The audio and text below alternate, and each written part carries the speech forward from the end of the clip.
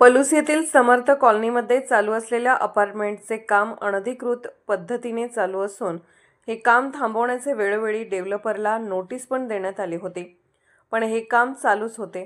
तरी या कामामुळे नागरिक व वाहनधारकांना नाहक त्रास होत होता.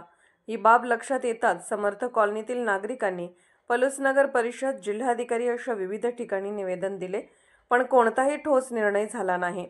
शेवटी या गोष्टीला वैतागून परिसरातील यशवंत जयसिंगराव पाटील, दीपक शिवाजीराव लाड, योगेश कृष्णाराव जाधव, विशाल पांडुरंग पाटील, आविष्कार रवींद्र कोळेकर व इतर सर्व नागरिक पलूस नगर परिषदेसमोर ठिय्या आंदोलन केले व तात्काळ मुख्याधिकारी व प्रशासन व गावातील प्रतिष्ठित नागरिक यांनी आंदोलनस्थळी भेट देऊन तुमच्या मागण्या मान्य करतो असे लेखी आश्वासन दिले.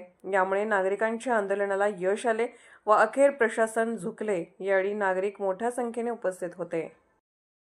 बांधकाम या विरोधात नगरपालिका प्रशासनाच्या विरोधात आम्ही आज 13 तारखेला बेमुदत ठिय्या आंदोलन केले होते.